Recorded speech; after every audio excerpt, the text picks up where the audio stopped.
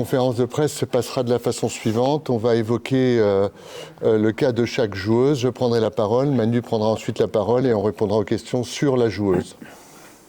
Voilà, si ça vous convient. Et à la fin, s'il y a des sujets qui n'ont pas été abordés et que vous souhaitez aborder, on pourra en reparler.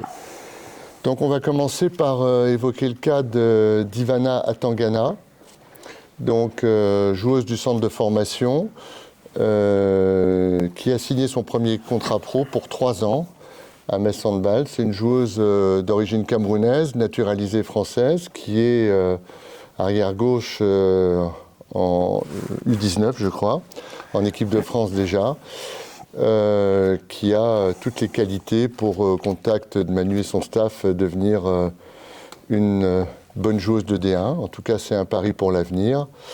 Elle fait partie des joueuses qui sont formées à Metz et qui intégreront donc l'effectif de l'équipe première l'année prochaine. Voilà, c'est un contrat de 3 ans et je laisse Manu compléter ce que j'ai dit s'il le souhaite.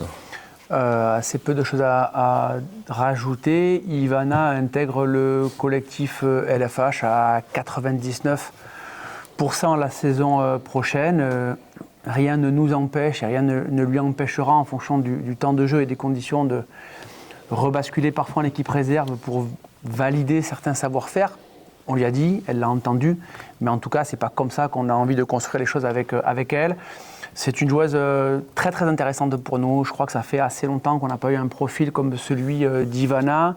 Le staff de la N1, Nina Canto et Samuel Mani, sont assez élogieux à son égard. Chaque fois qu'elle a pu venir avec nous à l'entraînement, elle a montré tout un ensemble de choses et de savoir-faire qui lui ont permis de se faire une place progressivement avec nous. Donc voilà, Ivana, sur le poste d'arrière gauche, a vocation l'année prochaine à s'entraîner avec nous à 100% du temps, ce qui n'est pas le cas aujourd'hui, et à être sur la feuille de match avec nous, pareil, 99% du temps, puisque, ne le perdons pas de vue non plus, mais la LFH l'année prochaine disposera d'une feuille de match à 16 joueuses en lieu et place des 14 initialement prévues cette saison, par exemple. Donc ça laisse plus de perspectives pour des joueuses du profil d'Ivana, qui est un excellent défenseur, poste 2, poste 3, quelqu'un de très très intelligent, de vraies belles qualités physiques et des savoir-faire offensifs notamment à parfaire. Mais encore une fois, l'élévation du rapport de force quotidiennement à son entraînement l'année prochaine devra lui permettre de passer un cap important. Mais ça reste pour nous une joueuse très très importante. Je ne me prêterai pas au jeu des comparaisons parce qu'elles sont souvent contre-productives pour les joueuses, mais voilà, ça peut nous rappeler parfois des profils de joueuses qu'on a pu avoir au centre formation et sur lesquels on a foncièrement cru beaucoup et sur qui on a engagé beaucoup d'affect et beaucoup d'humains. On va évoquer maintenant le cas de Suzanne Vajoka. Donc Suzanne qui initialement avait signé un contrat d'1 an et qui a souhaité prolonger l'aventure pour 1 an. Elle a pour moi une évolution fulgurante depuis qu'elle travaille chez nous avec Manu et le staff. C'est plutôt une bonne surprise parce que j'avais un petit peu peur qu'on la perde avec le retour de Chloé, mais elle a souhaité s'engager pour 1 an de plus et donc on aura, puisque Chloé est toujours sous contrat l'année prochaine, on aura donc pour moi une paire d'ailières gauche qui sera sans doute un doublon parmi les meilleurs d'Europe. Je vous donne aussi l'information, puisque c'est peut-être une question que vous avez posée. Laura Godard a donc signé une rupture conventionnelle. Il était entendu qu'elle s'arrête au 31 décembre lorsque Chloé reviendrait, ce qui est le cas, et ça se passe parfaitement bien. Je crois on lui a demandé si elle souhaitait qu'on l'accompagne un peu pour retrouver un autre club, mais je crois qu'elle souhaite maintenant se consacrer à son enfant et qu'elle arrêtera donc la pratique du handball à la suite de cette expérience, qui était une expérience parfaitement réussie. Elle a parfaitement répondu aux attentes. Voilà, donc Suzanne fera 1 an de plus avec nous. Suzanne, pour compléter les propos de Thierry, c'est pas un dossier très simple, mais je vais extrapoler un tout petit peu. C'est pas Suzanne là dont il est essentiellement question, mais dans les discussions telles qu'on a pu entreprendre avec Suzanne l'année dernière, on a voulu assez rapidement, verrouiller ce dossier-là pour plusieurs saisons. Voilà, Suzanne a voulu signer 1 an, plus 1 an en option pour voir comment là, ça allait se passer pour elle, cohabitation ou non avec Chloé à ce moment-là, puisque je ne sais pas la temporalité, mais sauf erreur de ma part, quand Suzanne a signé avec nous l'année dernière, je ne suis pas sûr que Chloé était déjà tombée enceinte, mais les perspectives existaient. Et donc Suzanne avait voulu signer 1+1 et non pas 2 directement. Donc il faut se réjouir clairement de voir cette option se lever, parce que ce n'était pas évident non plus. Suzanne, comme l'a dit Thierry, a montré quand même des choses assez extraordinaires depuis le début de l'année. On avait ces attentes-là, la concernant, mais effectivement, la pression a glissé sur elle avec une facilité assez déconcertante. Elle a montré plein de belles aptitudes. Le parcours de l'équipe depuis le début de la saison est aussi la conséquence d'une Suzanne Vajoka à son meilleur niveau, ou en tout cas à un niveau de compétence très élevé. C'est un excellent défenseur qui peut soulager le dispositif parfois à l'extérieur quand on a quelques difficultés. C'est un énorme contre-attaquant, quelqu'un qui va très vite, très à l'aise au tir. Vous avez pu observer sa belle compétition avec l'équipe de France aussi, où je pense qu'elle a un taux de réussite plus que correct pour une première expérience internationale avec l'équipe de France, et une belle médaille avec elle. Donc voilà, très content. Thierry l'a dit, son association avec Chloé ne peut que nous être bénéfique. Des profils différents, des maturités différentes et des avancées dans leur carrière différentes. Mais en tout cas, pour la structure, c'est une énorme plus-value, bien évidemment, que de pouvoir compter 2 ailières gauche de ce niveau-là. Alors en plus, l'annonce de la prolongation de Suzanne est concomitante avec le retour de Chloé hier à Strasbourg, qui a montré sur le temps de jeu qui a été le sien de belles aptitudes. Donc voilà, très content de la prolongation de Suzanne, qui, je le dis, n'était pas un acquis pour nous. Et voilà, c'est important que de pouvoir compter sur Suzanne sur cette fin de saison, bien évidemment, mais aussi savoir qu'elle fera partie de l'aventure Metz Handball pour la saison prochaine. Quelles ont été les discussions avec les 2 joueuses au poste? Parce qu'on est dans un contexte sur un poste d'ailière qui n'a pas eu depuis longtemps à Metz Handball. On a souvent eu Chloé et une joueuse inexpérimentée, Laura et une joueuse inexpérimentée. Là, Suzanne a pris une épaisseur quand même internationale qu'on attendait ou pas, mais en tout cas elle est là, de fait. Et quelles ont été les discussions avec Suzanne pour lui garantir peut-être du temps de jeu, et peut-être avec Chloé pour lui dire cette fois la balance n'est pas la même que d'habitude? Ouais, alors en fait, c'est vrai sans l'être, parce que quand Chloé est arrivée, elle n'était pas à ce niveau-là. Et au départ, elle a associé avec Laura Canor, et puis je me rappelle, et Thierry s'en rappelle assez aisément, des discussions parfois un peu houleuses avec l'une ou l'autre des ailières qui revendiquaient à l'époque un peu plus de temps de jeu, puisqu'elles étaient toutes les deux à 50-50. Vraiment, les statistiques le montrent, à l'époque où Chloé est arrivée en tout cas, qui était titulaire, qui jouait le plus, etc. Après, la progression de Chloé s'est imposée à nous, et un jour, quand Chloé n'était pas encore la Chloé qu'elle est aujourd'hui, il a fallu trancher sur quid du poste d'ailière gauche, qui continuera l'aventure. Elle avait dû donc se séparer avec beaucoup de difficultés humaines de Laura Canor, pour faire de la place à Chloé à ce moment-là. Et bien, les discussions, elles ont été assez simples. En il a fallu dire à Chloé que suite à sa volonté de maternité et au départ plus ou moins acté de Zaliata l'année dernière, il fallait qu'on se renforce, que Suzanne était un profil sur lequel la structure était très vigilant, sans imaginer non plus que le devenir de Suzanne serait celui-là, ou en tout cas que les perspectives seraient aussi belles que celles que Suzanne a pu montrer depuis le début. Donc je crois que c'est Thierry qui avait initié les discussions avec Chloé sur qu'est-ce qu'on a envie de faire, sans savoir encore une fois que Chloé sera enceinte en mars l'année dernière, ou un petit peu avant peut-être. On avait imaginé que Chloé le serait peut-être davantage sur cette saison-là, et donc on avait entrepris les discussions, et on ne voulait pas laisser un poste d'ailière gauche désert et vacant. Et à Suzanne, aucune certitude sur le niveau de jeu. Mais encore une fois, Lisa Tchapchet ne s'est pas entendu dire par mes soins qu'elle jouerait 10, 15, 20 ou 45 minutes. Voilà, c'est de l'entraînement au quotidien, c'est de l'attitude, c'est du comportement, c'est de la performance, c'est de la réussite. La meilleure jouera, un peu plus, un peu moins. On a beaucoup de matchs. Je ne m'inquiète pas du tout sur la gestion des deux, mais en tout cas, il n'y a pas eu pas de promesses, pas de tu joueras ça, ça, ça ou ça. Voilà, pas de précipitation. La seule chose, à la limite, sans trahir un secret, c'est laissons le temps à Chloé de revenir, sans pour autant chercher une excuse pour me faciliter la vie sur le fait de dire t'es pas encore prête, parce qu'on n'en est pas là. Mais c'est vrai qu'on a un mois de janvier qui est très dense et qu'aujourd'hui Chloé va vivre à nouveau des déplacements à l'étranger, notamment loin de sa famille, va se réentraîner avec nous. Elle le fait déjà, mais cumuler matchs plus entraînement, etc. Donc voilà, un mois de janvier dans lequel on va l'accompagner et puis après c'est parti, quoi. Oui, l'affaire entre guillemets Laura Canor, puisqu'il a bien fallu lui dire qu'on avait fait le choix de Chloé, a été un moment compliqué pour Manu et moi, parce que Laura Canor faisait quand même partie de l'ADN avec les sœurs Canor, Méline, etc. C'était un groupe de 3 joueuses et ça a été très compliqué de faire ce choix. Mais bon, je crois qu'il a été fait correctement et qu'on avait, Manu en tout cas, décelé les possibilités importantes qu'offrait Chloé. Juste Rémi, pour compléter un peu ce que tu dis, on a déjà eu le cas sur ce poste-là d'avoir 2 joueuses très fortes. On a eu Paul Baudouin et Svetlana Ognianovic qui se sont partagés exactement le temps de jeu, et Paul Baudouin était cette année-là meilleure buteuse du championnat en jouant 2 x 15. Donc c'est des choses qui peuvent arriver dans l'effectif, et tant mieux si on a 2 joueuses très fortes sur le même poste.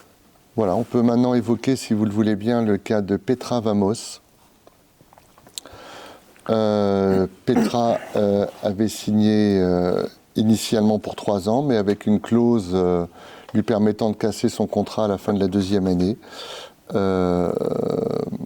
Petra est devenue la joueuse que vous savez. D'ailleurs, on avait eu au bout de la première année déjà des Velléités de Budapest et d'autres clubs déjà au bout de la première année pour venir la rechercher. De toute façon, elle n'était pas libérable, mais à la fin de la saison, elle aurait très très bien pu nous quitter puisqu'elle avait une clause.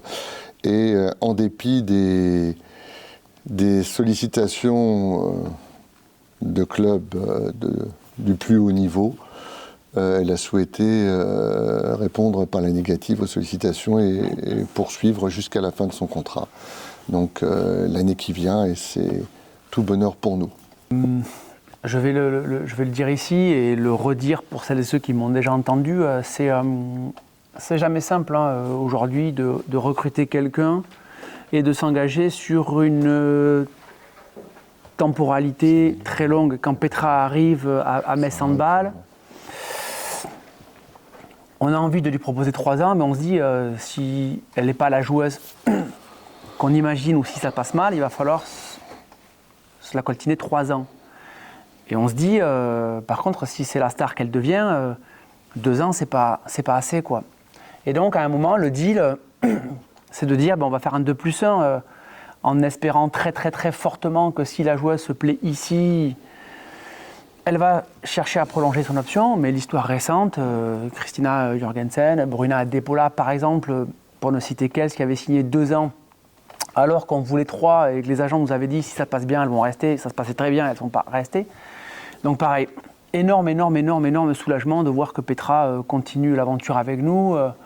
Je ne citerai pas de club, je dirais juste que ses contacts très très serrés étaient dans son pays d'origine, avec donc une volonté peut-être à un moment donné de se dire bon, est-ce que je peux rentrer? Donc c'est pour nous, c'est une recrue presque. Le fait que Petra décide de continuer l'aventure avec nous et de lever cette option d'achat, moi on est fan de Petra ici, on est fan de la joueuse, on est fan de son attitude, on est fan de la personne qu'elle est, on est fan de son engagement au quotidien, on est fan de sa relation avec les autres joueuses, on adore cette fille-là, on adore cette joueuse-là, qu'on essaye d'accompagner pour le mieux. Voilà, aujourd'hui, j'essaye de me rappeler en 10 ans des joueuses que j'ai eues, et des joueuses qui ont performé aussi rapidement que Petra. Même les joueuses que j'ai citées là, il y a quelques secondes n'avaient pas eu une intégration aussi rapide que Petra. Petra, au bout de 2 ou 3 mois, elle marquait déjà des buts, elle débordait déjà, elle avait déjà des choses assez extraordinaires, là où les autres avaient mis pour le coup plus de temps. Donc moi je suis très très très content, l'entraîneur que je suis et Thierry Ilse est ravi de voir que Petra prolonge son aventure ici avec nous. alors qu'effectivement, ça a été serré. Pendant longtemps, on a pensé la perdre. On n'a pas du tout eu à faire d'efforts pour la garder, puisque les choses, si tant est qu'elle continue l'aventure, étaient déjà entendues.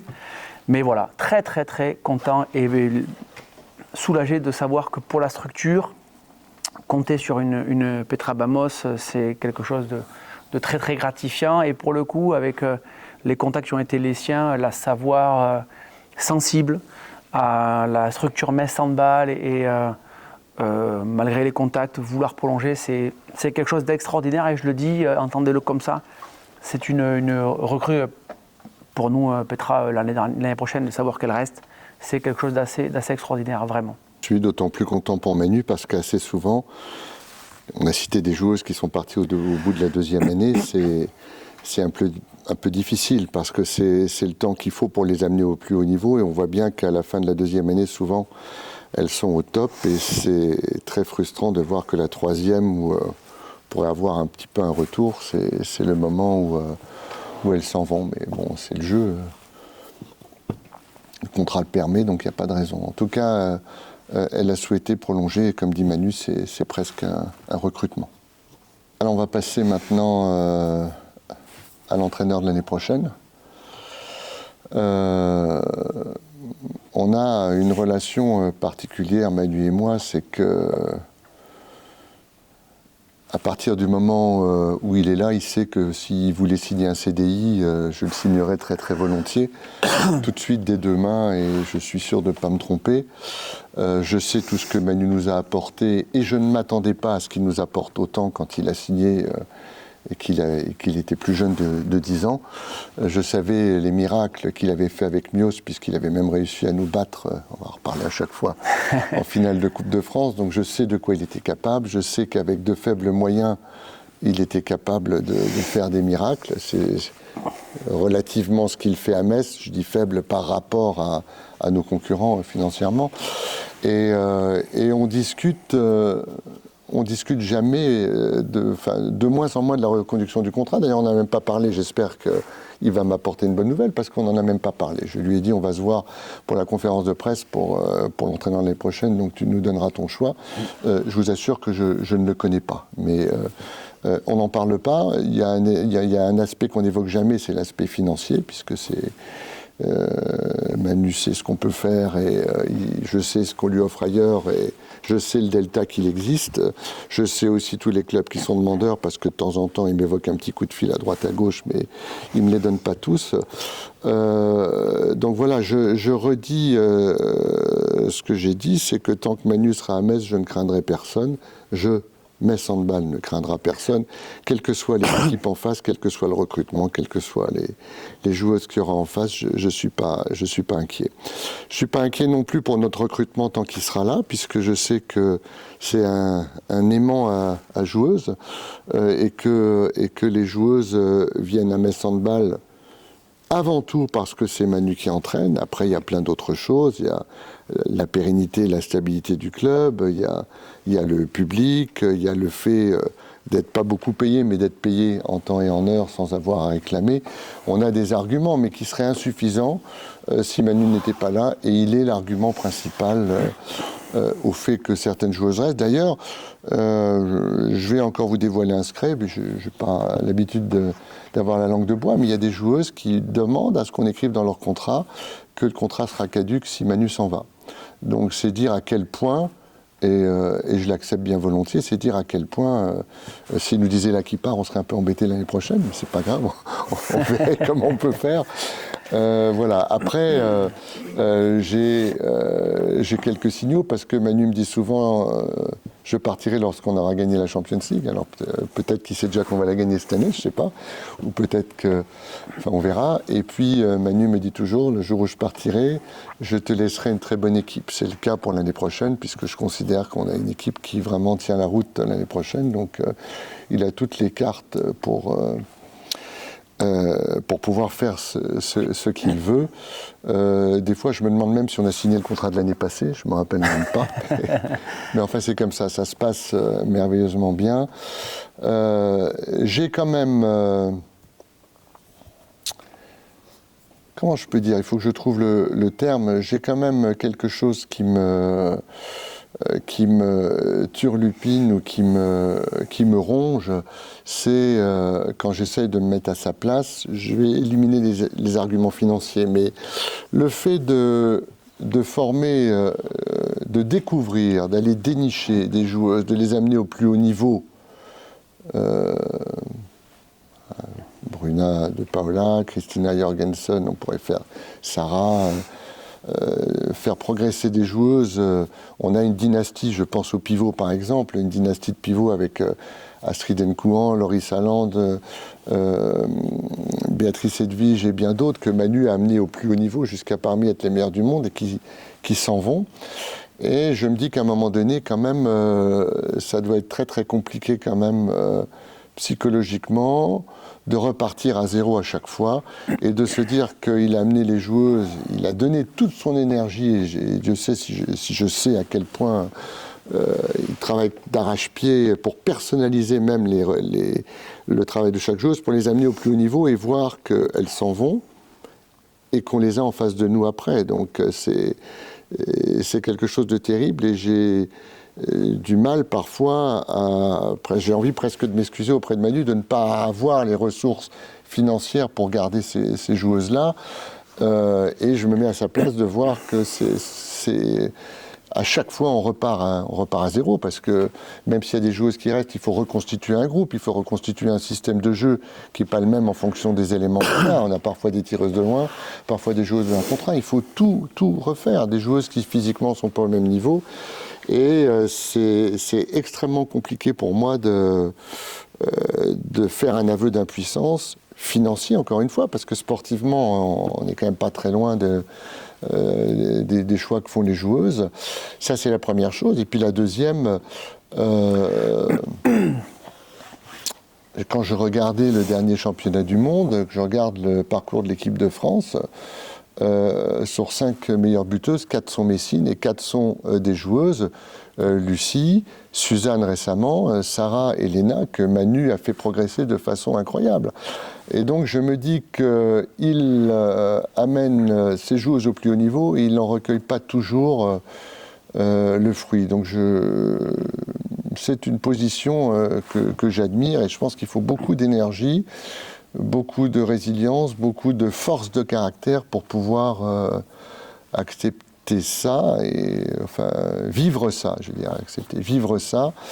Et je me dis que parfois, dans un club peut-être plus fortuné qui arriverait à garder ses joueuses, voire un club à l'étranger, peut-être que ça serait plus facile. Donc je vous laisse la parole, mais je voulais dire à quel point cette situation pour moi est difficile à vivre, de voir qu'on emmène les filles au plus haut niveau, Manu, et on les a en face, ou d'autres récoltent les fruits. Voilà ce que je tenais à dire, parce que ça fait partie des raisons pour lesquelles, entre autres, j'admire le travail de Manu. Voilà, je te laisse la parole, Manu. Bon, vous le savez, vous l'avez entendu, compris, je serai l'entraîneur de Metz la saison prochaine.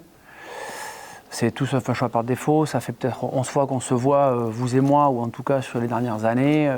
Vous savez, puisque je me suis épanché dessus chez un confrère de Moselle TV il y a peu de temps, pourquoi j'aspire à signer des contrats d'1 an, parce que pour moi, l'équilibre reste très fragile entre un entraîneur et les joueuses dont il a la responsabilité. Je sais le travail de Thierry et d'un club pour construire une équipe. Je sais mon management est exigeant parfois et fatigant, peut-être usant pour les joueuses aussi dont j'ai la responsabilité. Et je ne peux pas arriver un jour en janvier, février ou mars d'une saison, sentir qu'il y a un énorme conflit entre les joueuses et moi, 4, 5 ou 6 cadres, et qu'à un moment donné, Thierry se doit de choisir entre un entraîneur encore sous contrat et des joueuses qui font bien évidemment les résultats de la structure. Et ce jour-là, je serais capable de dire, écoute, on va s'arrêter là tranquillement. Aujourd'hui, Metz Handball m'apporte énormément de choses, pas tout. Pour la première fois, et on en parlera peut-être après, sans dévoiler le nom, mais pour la première fois en 11 ans de collaboration, je crois, on a déjà perdu des dossiers parce que financièrement, on n'était pas capable de s'aligner, mais on n'était jamais non plus sûr que les joueuses allaient venir. C'est souvent l'agent qui dit « ma joueuse c'est tant », et on se dit « bon, on ne peut pas ». Là, pour la première fois, on a une joueuse qui a dit « moi c'est ok, je viens chez vous à ces conditions-là », et c'était entendu et on n'a pas pu. Et je comprends moi ça. Je respecte complètement les postures du club et la nécessité de préserver un équilibre financier. On est encore là, après 10 ans, après 20 ans, après les déboires que les plus proches du club ont connus il y a 20 ans maintenant, à peu près 21 peut-être. Donc c'est pas pensable, c'est pas imaginable. À un moment, je préfère véritablement peut-être ne pas gagner une Ligue des Champions et être encore là pendant 10 ou 15 ans parce que derrière ça génère beaucoup de choses. Il y a une vraie vie sociale autour de Metz Handball, il y a des supporters qui aiment ça. Aujourd'hui je pense souvent à Vipers, moi je me dis mais ils font quoi les gens qui ont suivi Vipers pendant 3 ans de Ligue des Champions et qui étaient fans du club. Moi je peux pas imaginer un jour qu'on perde cet équilibre là. Donc oui, aujourd'hui on a perdu une joueuse et qui nous avait dit oui. Et on a fait un petit rétropédalage quasiment au dernier moment, je caricature un peu, mais parce qu'on n'était pas capable, c'est pas grave. C'est comme ça. Moi, je suis très content. J'aime le fait qu'on puisse ne pas être d'accord parfois. Ça fait avancer, vraiment. Je suis content des bagarres qu'on peut avoir sur certains dossiers qui me font avancer. J'aime le staff avec qui je travaille aujourd'hui, Ekaterina Andriushina, Edgar Leden, Samuel Breton pour les plus proches, le staff médical, enfin bref, j'aime ça.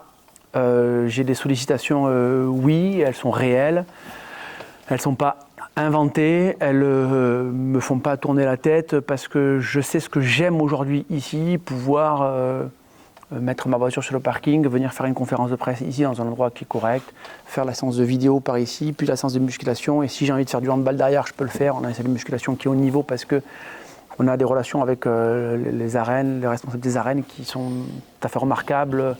On a 2 terrains d'entraînement, on a les conditions idéales, on fait venir du monde à chaque match, on a une vraie communauté forte.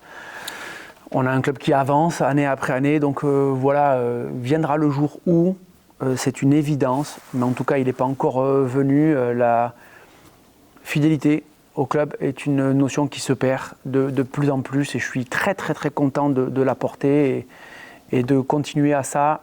Voilà, voir des gens comme Petra qui restent, me font rester. Il y a eu l'épisode Sarah, on y reviendra peut-être après si vous le décidez. Mais voilà, ça n'entame en rien ma foi en ce club, mon envie de travailler encore. Aujourd'hui, je me lève encore avec l'envie d'amener un vent de fraîcheur et un enthousiasme aux joueuses dont j'ai la responsabilité, changer les choses, changer notre façon de nous entraîner. Aujourd'hui, voilà, par exemple, contribuer très modestement à la vie sociale, personnelle de quelqu'un comme Chloé Valentini et Laura Flip sont aussi des choses qui me permettent de voir mon métier différemment. Sont des choses que je valorise modestement encore une fois. Contribuer à leur retour à la compétition sont des choses qui me poussent aussi. Et voilà, j'imaginais pas ça il y a 3-4 ans. Aujourd'hui, je suis un entraîneur changeant, j'essaie de voir des choses et je le dis aujourd'hui, je suis content de contribuer à ça. Ça fait de moi un entraîneur différent, meilleur, je sais pas, mais en tout cas. Et voilà, ce sont des nouveaux challenges que j'essaie de me fixer, même si ça ne me concerne pas du tout. Mais professionnellement, en tout cas, j'ai une part de responsabilité là-dedans et je suis content que la structure aussi s'émancipe de ce point de vue-là. Et donc, bien évidemment, quand je dis très modestement, c'est que par rapport au président, j'ai un rôle qui est très très minime à jouer, mais je suis content d'appartenir à une structure qui aussi se dynamise par rapport à tout ça. Et voilà, on avance. C'est une évidence. Et comme l'a dit Thierry, voilà, je vois le recrutement de tous les autres clubs pour l'année prochaine, d'un point de vue opérin. On parlera de Győr si vous le voulez. FTC fait une belle équipe. CCB, comme depuis 10 ans, est en train de faire une très très belle équipe. Odense, qui fait une extraordinaire équipe avec Jonna Bunsen et Via Kereva, par exemple. Esbjerg aura toujours une grosse équipe, puisqu'elles ont la meilleure joueuse du monde à l'instant T. Mais voilà, notre équipe sera compétitive aussi, bien évidemment, l'année prochaine. Voilà pour ce que j'avais à vous glisser. Alors c'est vrai que je suis passé à autre chose déjà, mais c'est vrai qu'on aurait pu sûrement attraper entre guillemets une joueuse dont on rêvait Manu et moi depuis quelques années et qui nous a échappé plusieurs fois. Et finalement, au moment où elle a accepté, j'ai fait marche arrière. Et ça a été difficile pour moi de dire à Manu, j'irai pas, parce que j'ai eu peur financièrement, non pas sportivement. Je savais la qualité. Manu avait dit c'est vraiment une plus-value énorme, mais j'ai eu peur. Et c'est peut-être parce que de temps en temps j'ai peur que le club est toujours là. C'est le revers de la médaille. Alors il y a des présidents plus aventuriers, je le suis pas. Et c'est difficile pour moi d'aller dire à Manu on fera pas, parce que financièrement j'ai peur. Mais je pense que c'est bien d'avoir peur. Vous voyez bien comment les clubs, et pour Vipers, jamais j'aurais pensé que ça se passe comme ça. Pour Nantes non plus, hein, où on nous prédisait que Nantes allait être le monstre du handball français, allait faire comme les garçons à Nantes, etc. Et ça a explosé très vite. On est une activité qui est constamment financièrement sur la corde raide. Donc oui, j'ai fait marche arrière sur cette joueuse. On le regrettera peut-être, mais on dormira la nuit financièrement. Donc voilà, c'est comme ça. Après, je voudrais dire aussi que ce qui fait quand même la force de Metz Handball, c'est une certaine stabilité. On peut parler de ça, puisque Manu, je crois, avec 10 ans, la 11e année, va être l'entraîneur qui est le plus ancien maintenant en première division. Je ne parle pas d'âge, mais je parle de longévité. C'est aussi celui qui aura eu la plus grande longévité à Metz Handball, je crois, sans faire offense à Bertrand François ou Olivier Combols.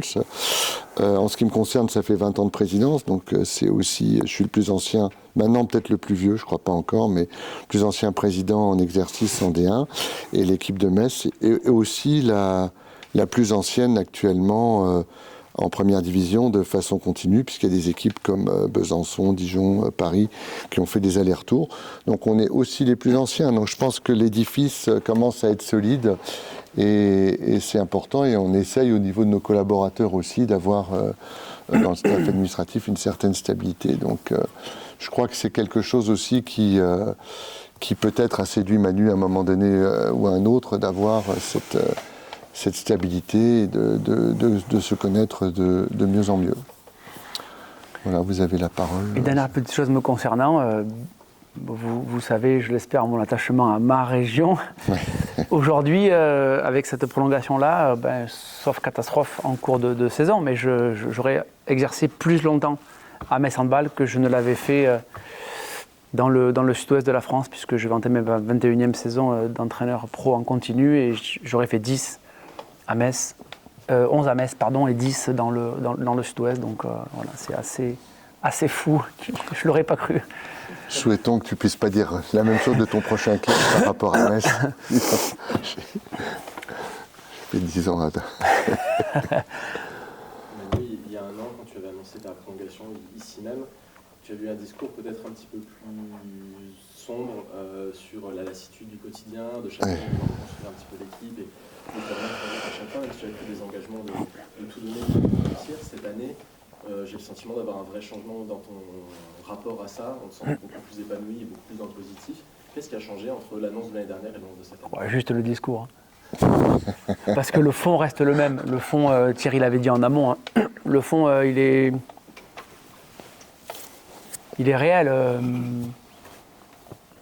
Sarah, en disant à Metz, c'est ma plus grosse déchirure. Je le dis là, je ne lui ai pas dit, parce qu'elle n'a pas à l'entendre, quoi qu'il arrive. Parce que Sarah, d'abord, sa situation contractuelle pouvait l'amener à rester. Elle avait une clause dans son contrat qui pouvait l'amener avant fin décembre à partir. C'est son choix. Et à Metz, voilà, il n'y a pas de bagarre, quoi. Je veux dire, on a essayé d'eux, via le président, surtout à partir du moment où les choses elles sont entendues, tu ne peux pas te bagarrer plus que de raison. Puis en plus, je ne sais même pas les leviers sur lesquels on aurait pu jouer plus. Donc elle aurait pu rester, et puis je m'étais quand même fait un chemin l'amenant à rester. On pensait que notre binôme serait celui de Sarah avec Lilou en Provence de Dijon la saison prochaine. Donc ça, c'est un énorme coup dur, quoi. Mais ça peux pas entacher ma foi en la structure et ma volonté de continuer. Je crois vraiment qu'on ne peut pas grand-chose à ce dossier-là. Et encore une fois, ça fait partie des moments où on va se le dire là, entre nous. Hein. Pourquoi Sarah a une clause ? Parce que c'était la condition pour que Sarah elle puisse prolonger sur le temps d'avant. Sinon, elle serait peut-être partie déjà plus tôt. Et pourquoi elle a une clause ? Parce qu'elle n'aurait pas accepté de faire un an de plus sans avoir la possibilité de discuter à un moment aussi. Donc, à un moment donné, tu dis, moi j'aimerais ça, elle veut ça, et puis tu arrives à un point d'accroche à un moment. Donc, je parle de Sarah là parce que ça va dans le sens de ta question, je crois, sur... c'est dur de perdre quelqu'un comme Sarah, autour de qui on a construit pas mal de choses aujourd'hui. Mais à un moment donné, on ne peut pas s'habituer non plus sur son sort éternellement et puis se morfondre sur un dossier qui est perdu et une joueuse. Donc voilà. Et puis je l'ai dit, par rapport à l'année dernière peut-être, la perspective d'accompagner Chloé, Laura, le fait que Petra prolonge, ça me donne de l'énergie aussi, ça montre que on n'est pas condamné à travailler 2 ans avec des gens et puis les voir partir, s'épanouir, venir te gagner en marquant des buts. Donc c'est assez intéressant pour nous. Et puis l'équipe de l'année prochaine, entre-temps on a déjà aussi rentré Gabriela Moureski, qui est quand même une énorme gardienne de but, même si là la tendance... à Bucarest ne lui est pas favorable, on a tous en tête une demi-finale de Final Four quand même, quoi. Donc je suis très très content de ça. Donc voilà, je sais mon travail à Metz, quels sont ses contours, ses avantages et ses inconvénients. Les inconvénients n'ont pas changé, mais voilà, modestement je fais face à ça et voilà. C'était un choix plutôt facile de prolonger. En fait, d'abord, il y a plein de choses à prendre en considération, quoi qu'il arrive. Mais à un moment, c'est de la comparaison, pour le coup, juste, il y a Metz, et puis lui, ce club, ça, ou pas. Et puis tu te dis, mais qu'est-ce que j'ai de mieux ici, quoi ?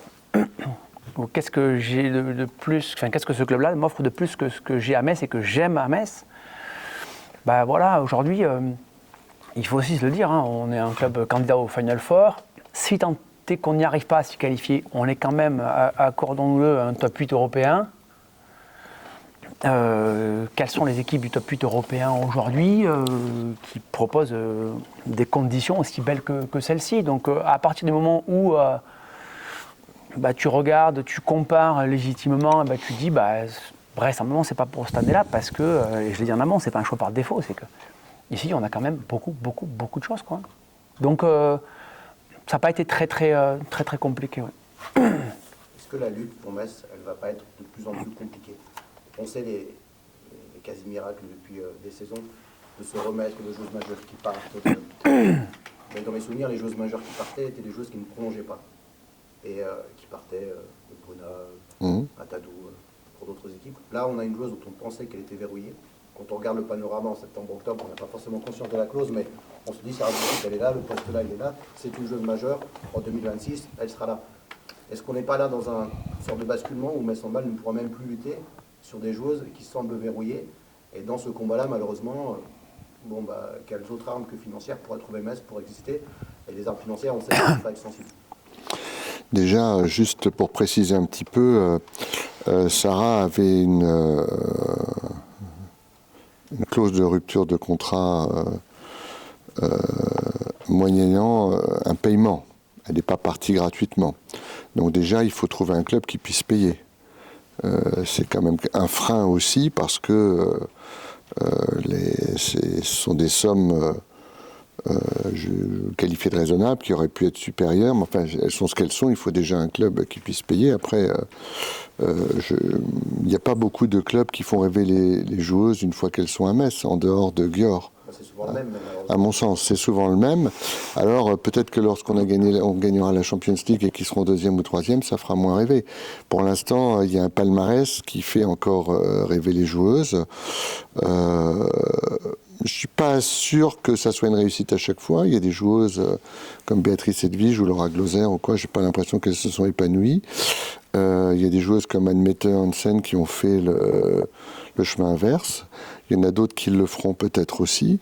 Donc il y a quand même... je ne suis pas si inquiet que ça, d'autant plus que je vois qu'on nous propose des joueuses maintenant qui nous paraissaient inabordables avant. Et alors l'attractivité de Manu, mais aussi la pérennité, la stabilité du club, etc., font quand même qu'on a quand même beaucoup de propositions. Alors on est aussi beaucoup plus difficile puisque on était un jour un club qui jouait la deuxième Coupe d'Europe. Ensuite, on était un club qui a joué la phase de poule, etc. Maintenant, on a un club qui va au Final Four, qui a été en tout cas 3 ou 4 fois de suite. Donc, on est plus exigeant même nous-mêmes sur les joueuses, mais on nous propose, on est encore très attractif. Après, Rémi, oui, on n'a pas ni les moyens financiers de cœur, ni le palmarès pour l'instant. Voilà. Il y a quelque chose que j'ai omis de dire et qui effectivement prend quand même énormément de sens, contrairement à Petra Bamos, qui avait elle 2+1 avec juste une temporalité d'annonce de décision sur je reste ou pas. Sarah avait signé 3 ans avec une clause de rachat. Donc c'est pas la même chose effectivement. Il fallait effectivement trouver le club, il fallait que le club intéresse Sarah et il fallait qu'elle ait envie de ne pas aller au bout du contrat. On va apprendre. On a fixé une somme X aujourd'hui qui correspondait il y a 3 ans à ce qu'on imaginait du marché. Voilà, aujourd'hui, il y a des clubs, alors, sous couvert de Thierry, je ne sais pas quel est réellement notre budget aujourd'hui. J'entends, même s'il y a beaucoup quand même d'opacité sur les budgets étrangers, des gueurs à x2, x2,5 de chez nous. Bon, voilà, on va remettre en perspective tout ça aussi, considérant que qui peut nous racheter des contrats quand il y a des clauses, vraisemblablement des clubs d'Europe de l'Est. Donc on va réfléchir habilement à ça si on peut le faire, et puis affiner tout ça. Après, à un moment, quoi qu'il arrive, c'est malheureux ce que je vais dire Pierre, mais ce sera à la joueuse de choisir. Si Sarah avait voulu rester une année de plus, Sarah restait. Et on est quand même en train de parler de quelqu'un qui est, je le crois, viscéralement attaché à la structure. On n'est pas en train de parler, à la limite, encore une fois, je caricature, de Bruna, qui a fait finalement que 2 ans ici, puis qui se dit, bon, même si ce n'était pas son raisonnement non plus, puisque Bruna, pour le coup, avait énormément réfléchi, ça avait fait durer, etc. Donc, à un moment, les joueuses ne font pas ce qu'elles veulent, mais une fois que le contrat est signé, Sarah a le droit de choisir de rester ou pas. Mais est-ce que c'est plus dur ? Pour le coup, je crois qu'un dossier comme celui de Sarah, en revanche, est nouveau, je crois, pour nous depuis un petit moment. Ça fait longtemps qu'une joueuse du club, comme ça, en tout cas, je ne l'ai pas connue, moi. Quand Grasse est partie, ça fait quand même 10 ans. Je pense que c'était différent. Donc voilà, on va... plus âgée ? Ouais, complètement. Ça doit être la plus jeune à partir aussi. On va réaménager, je pense, en interne notre management ou notre organisation par rapport à tout ça, quoi. Pour essayer de verrouiller au mieux, même si à la fin, les gens choisissent. Oui. Après, je tiens à dire que les finances du club sont saines et que ce n'était pas une bouée de sauvetage pour nous d'avoir ce rachat de contrat. On aurait préféré, combien de fois on se l'est dit, ne pas toucher l'argent et garder Sarah, que les choses soient bien claires. Voilà, c'était pas... voilà, c'est comme ça. C'est la volonté de la joueuse et on la respecte. Et comme on l'aime, on est content pour elle. Mais on est déçus pour nous. Voilà. C'est une vraie déception pour vous, Thierry, qui est très attaché à... Ah ben Manu a parlé de déchirure. Oui, c'est une déchirure, pour plein de raisons. D'abord parce que c'est une joueuse que je connais depuis longtemps, qu'on a accompagnée à certains moments, parce que je crois qu'en équipe de France, c'était un peu compliqué. On l'a soutenue. Manu a toujours cru en elle. Il l'a amenée au plus haut niveau. C'était une joueuse qui était... introvertie, discrète, qui avait un peu de mal à s'exprimer. Elle est devenue une joueuse et une femme épanouie qui s'exprime bien. Alors elle a des qualités, etc. Mais elle a été à l'école Metz Handball pendant 10 ans. Elle a appris à notre contact, et en particulier au contact du staff. En plus, je veux dire, rôle de président et aussi d'amis, voire de médecin et de confident, parfois, qui font qu'on se dit des choses et qu'on a vraiment un sentiment que les personnes vous font confiance et on va au-delà même de... je veux dire, Sarah avait 13 ou 14 ans quand elle est arrivée ou quand j'ai fait ça, même avant, enfin, il faut faire un rétro-planning. Elle était toute jeune. Je l'ai vue évoluer, je l'ai peut-être aidé à certains moments à évoluer. Les reconductions de contrat se sont faites avec son papa et sa maman, pas d'agent. Donc on a des contacts qu'on appelle familiaux. Je veux dire, on a eu un suivi avec la famille, etc. Et je ne m'y attendais pas du tout. Parce que je vois Sarah régulièrement. Elle était capitaine lorsque Chloé a eu sa maternité. Et donc j'avais, tout comme Manu, des relations et des discussions avec elle sur l'avenir, sur plein de choses. Et à chaque fois, je lui disais, bon, Sarah, l'année prochaine, t'es encore là, ça, je suis pas inquiet. Quand elle me demandait les contours de l'équipe l'année prochaine, elle faisait partie de l'équipe. Et elle me disait, ah, attention, n'oublie pas que j'ai une clause. Je dis, écoute, Sarah, j'y croyais pas. C'est vrai que j'y croyais pas. Et les choses se sont accélérées pendant les championnats du monde. Les choses se sont passées lorsqu'elle était là-bas, où elle a dû avoir la proposition du seul club qui, à mon sens, la faisait rêver et qui a réussi à l'emporter, puisque si c'est quand même un club qui fait rêver nos joueuses, on est l'avant-dernière marche, on va dire. Je ne veux pas qu'on dise qu'on est leur centre de formation, mais on est l'avant-dernière marche à gravir. Voilà.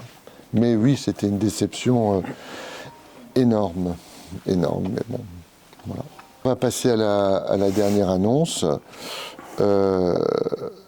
qui est le retour, on va dire welcome home, de Kristina Jorgensen, qui, je vous ai parlé des joueuses qui font le chemin inverse. J'ai été, et Manu encore plus que moi, beaucoup en contact avec Kristina pendant tout le temps, depuis qu'elle est partie. Le fil ne s'est jamais rompu, en tout cas Manu à certains moments a même aidé, Kristina l'a soutenue, etc. Parce que ça n'a pas toujours été facile. Elle en parlera mieux que moi. Elle a beaucoup de choses qui lui manquaient de son séjour messin. Quand elle est partie, c'était aussi très compliqué pour nous, Manu en particulier. Et on a toujours senti qu'un retour était possible. On ne savait pas quand. Et là, j'étais bluffé par le fait qu'elle passe à l'acte, qu'après de nombreuses discussions, et déjà l'année dernière, on avait discuté, mais elle n'est pas la seule. Manu continue à discuter avec Bruna, avec Atadou, avec d'autres joueuses. Je crois qu'on garde toujours de très bons contacts avec les joueuses qui partent. J'ai pas souvenir de réelles fâcheries avec les joueuses qui sont parties. Et donc, c'est un rêve qui est redevenu réalité. Et j'ai souhaité qu'on parle de Manu avant Kristina, parce que Kristina est revenue parce que Manu. Donc, voilà, si on avait annoncé Manu avant Kristina, Kristina avant Manu, ça aurait été un peu compliqué, puisque sa venue était intimement liée, et je peux dire qu'elle fait partie des gens qui ont un contrat stipulant que si Manu s'en allait, elle pourrait reprendre sa liberté. Voilà, donc c'est quelque chose qui est vraiment lié à la présence de Manu l'année prochaine, et je me réjouis de ce retour, parce que Manu va parler des qualités en balistique probablement, mais puisqu'on perd une tireuse de pénalty avec Sarah qui s'en va, et voilà. Mais en tout cas, c'est quelqu'un qui porte, Kristina, l'ADN du club, et j'étais très content de voir que c'était un au revoir et pas un adieu, et elle a tenu parole. Elle m'a toujours dit, son entourage, sa famille, ses parents, qu'elle était heureuse à Metz et qu'elle reviendrait. Elle l'a fait presque plus vite que ce que je pensais. Voilà, je te laisse compléter tout ça, Manu. Le retour de Kristina est l'une des raisons pour lesquelles je reste aussi, voir qu'on reste attractif et que les gens parlent et Kristina, le fil n'a jamais été rompu. On l'a même imaginé, à un moment, nous, peut-être secrètement, peut-être qu'entre nous d'ailleurs, la rapatrier même un peu en amont. J'ai le sentiment que ça aurait presque pu se faire. Après, encore une fois, les gens sont attachés contractuellement et donc c'est jamais simple. Mais Il y a des gens comme ça qui, des fois, rentrent dans ton club, ta vie, et qui la changent un petit peu. Christina, c'est de cette trempe-là, quoi. C'est une vraie gentille, Christina. C'est un énorme leader de vestiaire. C'est quelqu'un de très dynamisant. C'est quelqu'un de très agréable. Pour les filles qui partagent son quotidien, son vestiaire, c'est quelqu'un qui met de la vie vraiment dans une équipe. C'est quelqu'un qui peut aller prendre au coup n'importe quelle joueuse de l'effectif, de la plus importante à la moins importante. C'est quelqu'un qui ne fait aucune différence. Voilà, donc énorme bonheur, sincère, que de la voir revenir par ici. Elle avait, pour moi, marqué le club d'une certaine façon, en tout cas sur les 2 ans qu'elle a pu passer, après un apprentissage difficile. Je faisais écho tout à l'heure des facilités de Petra. Christina avait eu un apprentissage plus difficile aussi, peut-être lié, je pense, à l'arrivée de Danemark dans un championnat qui est différent d'une autre, là où peut-être il y a plus de similitudes avec Petra, son jeu, etc. Bref, donc très très content. Joueuse complète, très bon défenseur, poste 2, poste 3, joueuse très intelligente. Joueuse qui, pour le coup, qu'on se le dise, avait très envie de revenir. Mais encore une fois, ça aurait pu nous filer entre les doigts, eu égard des propositions qui étaient les siennes, notamment pour rentrer au pays, elle aussi. Oui. Voilà. Elle l'avait dit, et pour le coup, elle l'a fait très content. Vraiment, c'est une énorme plus-value sportive, humaine. Et puis, Mathieu, pour revenir sur ce que tu as dit tout à l'heure, moi aujourd'hui j'ai 42 ans, j'ai envie d'entraîner les gens que j'aime. Des fois quand les joueuses elles arrivent, je ne le sais pas, je ne les connais pas encore suffisamment. Quand j'ai la chance de pouvoir bien accompagner, choisir des gens que je connais déjà et savoir qu'il n'y aura aucun problème et que mon quotidien sera encore un petit peu plus agréable, ben je fonce. Et Christina, je l'ai dit, c'est une énorme gentille, c'est dans le très bon sens du terme. Il n'y a pas de perfidie à ça, c'est un amour, quelqu'un qui peut beaucoup encore apporter à la structure, vraiment.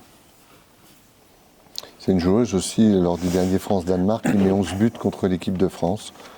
Et je pense que c'est encore une joueuse qui va, en travaillant avec Manu, encore s'améliorer. Je pense qu'elle a encore une marge de progression.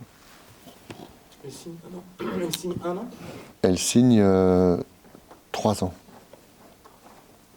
Ouais, c'est une bonne question. Non, je crois que c'est 3. 3 jusqu'au bout, je crois bien. 3. Il n'y a pas d'applause. Il n'y a pas. Elle n'a pas voulu. Si, Manu. Si, Manu s'en va. Ouais. Oui, c'est 3 ans. C'est important aussi, hein, en termes de stabilité, d'avoir une joueuse comme ça. Morachi aussi, c'est 3 ans. Oui. C'est une condition maintenant. Non, mais on avait envie avec Manu de garder des gens plus longtemps et d'avoir une ossature sur des joueuses qui ont fait leurs preuves et qui sont des joueuses mûres déjà, sur lesquelles on pense ne pas se tromper. Et puis c'est le même... je vais rebondir sur ce que j'ai dit sur Petra tout à l'heure. Quand Petra elle arrive au club, on se demande si 3 ne sera pas trop, puisqu'on n'imagine pas son niveau.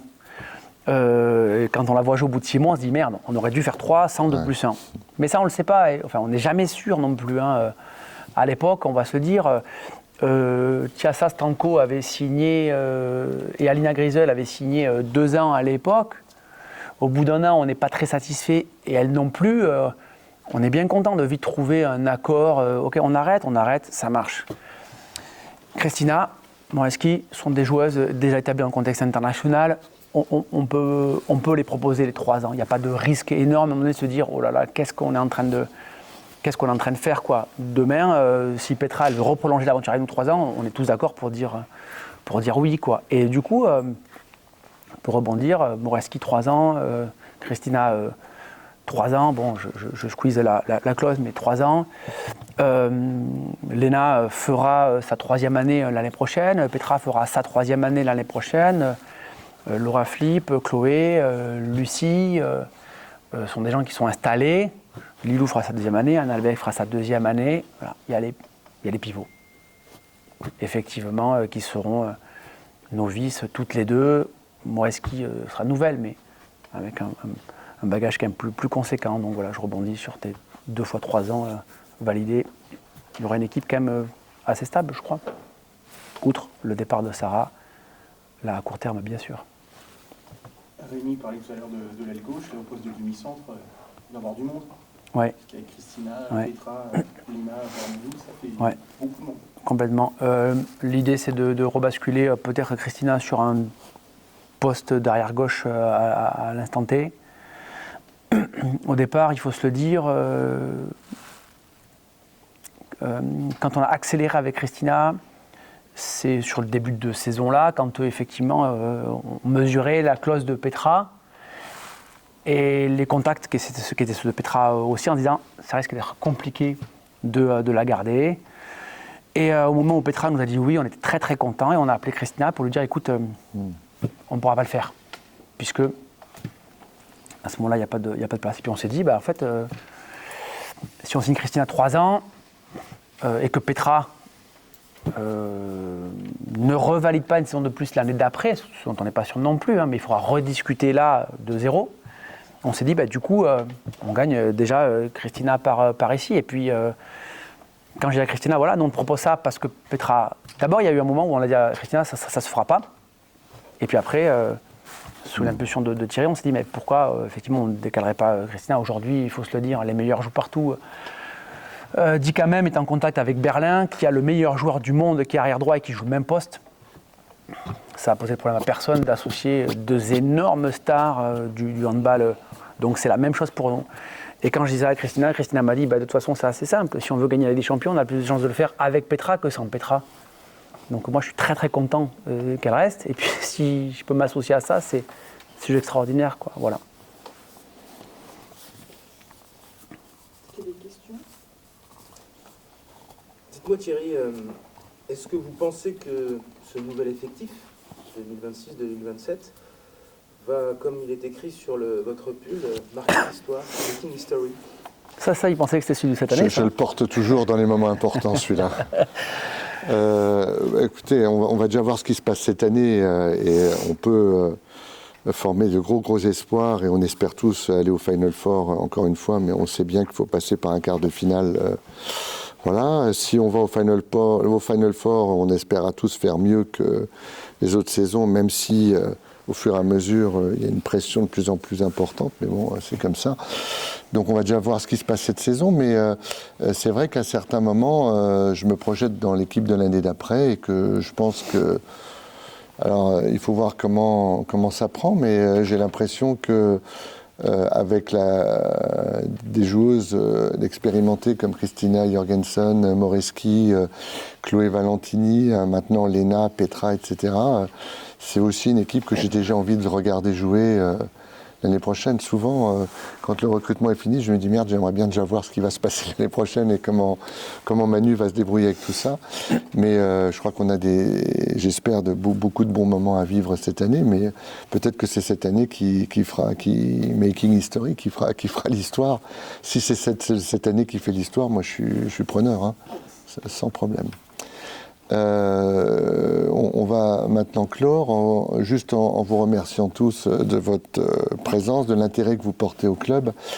Remercier bien sûr Manu, une fois de plus, toutes les joueuses, les gens qui nous font confiance, et vous dire qu'à notre habitude, on a sorti 1 ou 2 petits films. Je pense que vous aurez le plaisir de regarder avec... les petits clins d'œil qu'on fait, on aime bien à chaque fois un peu avec Léa s'amuser un peu pour sortir un clip et sans nul doute vous prendrez plaisir à les regarder. On n'a pas voulu les dévoiler ici, mais ils devraient être très rapidement sur les réseaux. Voilà, merci, puis à mercredi et peut-être à ce week-end. Merci.